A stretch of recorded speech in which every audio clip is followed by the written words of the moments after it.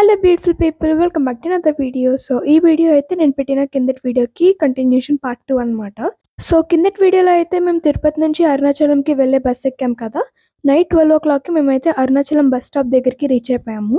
Mid night 12 అయినా అసలు mid night అయినట్టే లేదు, ఎందుకంటే చాలా మంది ఆ టైంలోనే గిరి ప్రదక్షిణ చేస్తున్నారు.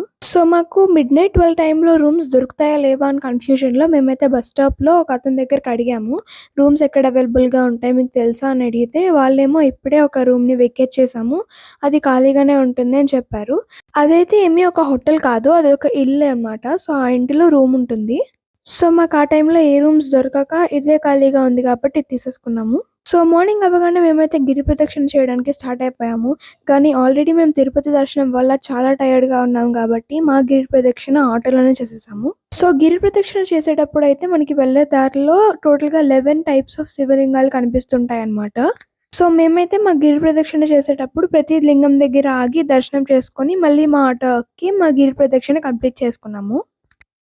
సో ఈ 11 లింగాలు ఏంటివంటే ఇంద్రలింగం, అగ్నిలింగం, యామాలింగం, నితిరలింగం, సూర్యలింగం, వరుణలింగం, ఆదిలింగం, వాయులింగం, చంద్రలింగం, కుబేరలింగం, ఈశాన్యలింగం. సో ఈ లింగాలన్నీ దర్శనం చేసుకున్న తర్వాతే మేమైతే మెయిన్ టెంపుల్ దర్శనంకి వెళ్ళాము.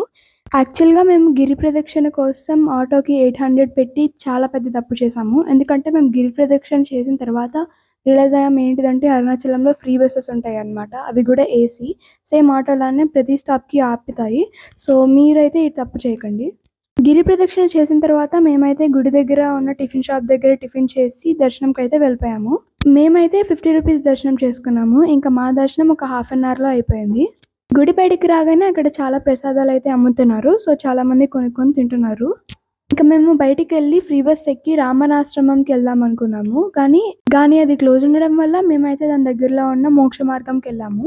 యాక్చువల్గా మాకు అప్పటికే చాలా ఆకలేసింది కాబట్టి లంచ్ చేసే వెళ్ళాము. ఈ మోక్ష మార్గం గురించి చాలా మంది యూట్యూబర్స్ చెప్పారు కదా. నాకైతే చాలా ఎక్సైటింగ్గా అనిపించింది, ఎందుకంటే నేను చాలా మంది నా ఫేవరెట్ యూట్యూబర్స్ దీని నుంచి వెళ్ళడం చూశాను. అండ్ ఎంత లావుగా ఉన్న వాళ్ళైనా దీని నుంచి బయటకు వచ్చేస్తారంట కదా.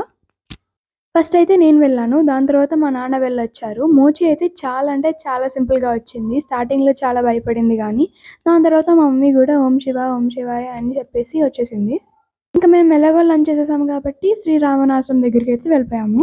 అండ్ ఇక్కడైతే ఎక్కడ పడితే అక్కడ సైలెంట్ బోర్డ్స్ ఉన్నాయి, మాట్లాడితే తిడుతున్నారు.